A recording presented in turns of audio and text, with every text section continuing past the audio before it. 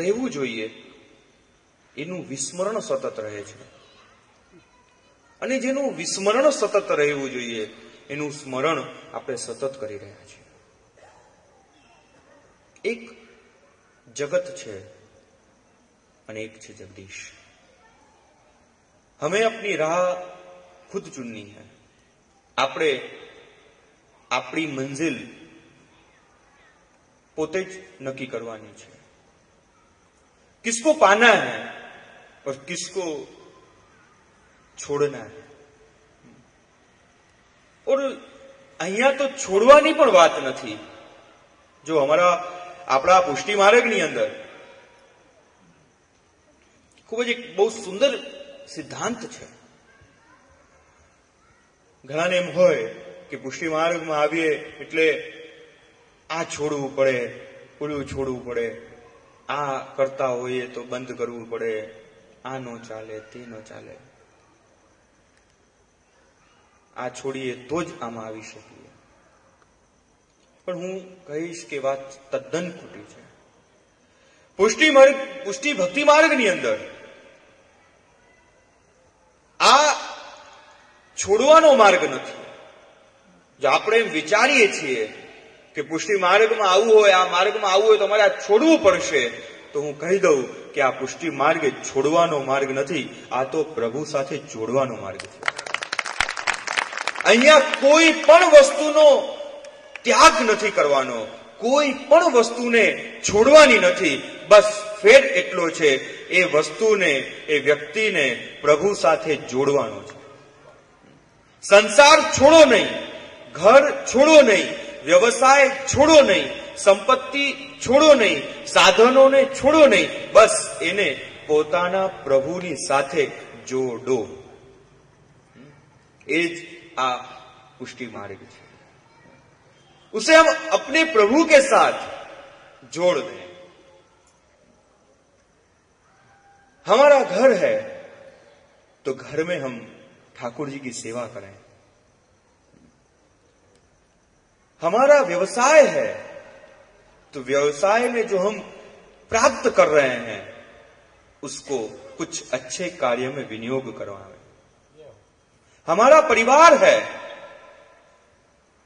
तो उस परिवार को हम कुछ सेवा के कार्य में जोड़ दें, सत्संग में जोड़ दें. एक विचारके बहुत सुंदर कहूं कि प्रवास में धर्म मळे तो ये यात्रा बनी जाए, भोजन में धर्म मळे तो ये प्रसाद बनी जाए, अने जीवन में जो धर्म मळे तो ये वैष्णव बनी जाए.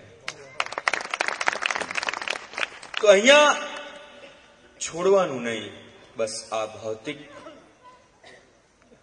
जे साधनोनी पाछळ आपणे पड्या छीए, जेना वगर आपणे रही नथी शकता, एने आपणे आपणा प्रभुनी साथे जोड़ी दઈએ. હું ઘણી વખત ખાસ કહેતો હોઉં છું, વર્તમાન સમયમાં સાધન સંપન્ન ન થાઓ, साधना संपन्न थाओ. साधक बनो, कोईने बाधक न बनो. एक साधकनी व्याख्या बहुत सुंदर एक कविए कही कि साधक में 3 अक्षरो छे. सा साधक कोण छे? कि सा एटले के सावधान, ध एटले के धर्म અને ક એટલે કે કલ્યાણકારી. तो साधक कोण?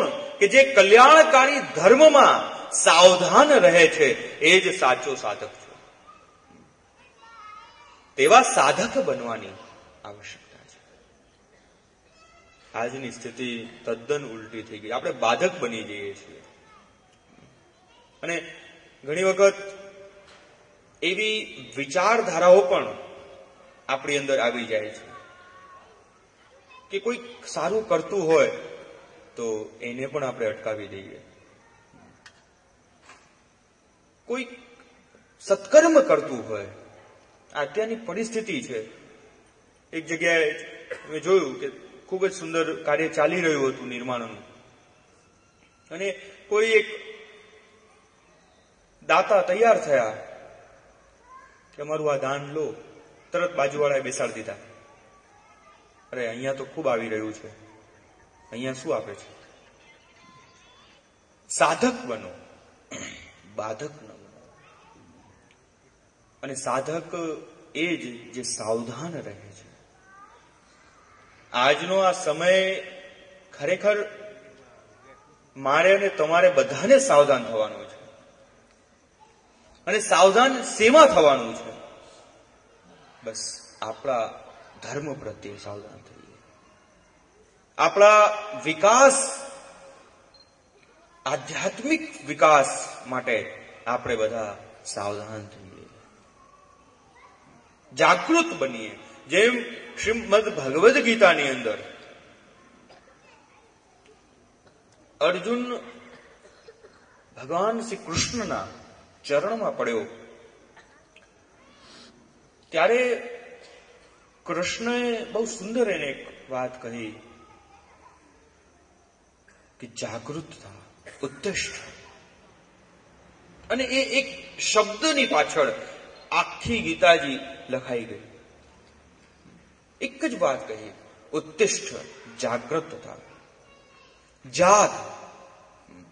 શાસ્ત્રો વારંવાર કહે છે કે અંતકાલે જ મહાદુઃખમ તસ્માત જાગ્રહી જાગ્રહી, કે છેલ્લી ઘડીએ તો દુઃખ જ દુઃખ છે, એટલે હમણાં જાગી જાઓ.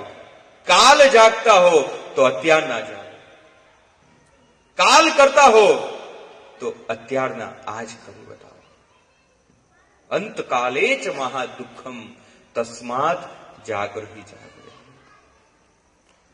બસ સાવધાન બનીએ. સતત આપણે આપણા ઈશ્વરનું, આપણે આપણા પ્રભુનું,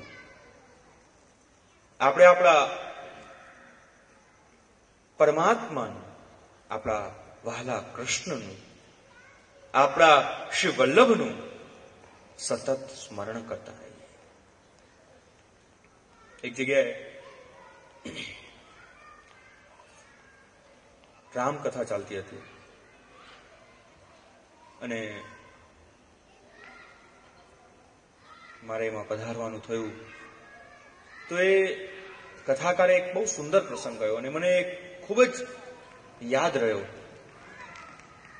શ્રીમદ રામાયણનો. કે જ્યારે લંકા દહન થઈ, હનુમાનજીએ જે કાર્ય કર્યું, અને જ્યારે લંકા બાળીને દહન કરીને હનુમાનજી એમની માતા પાસે આવ્યા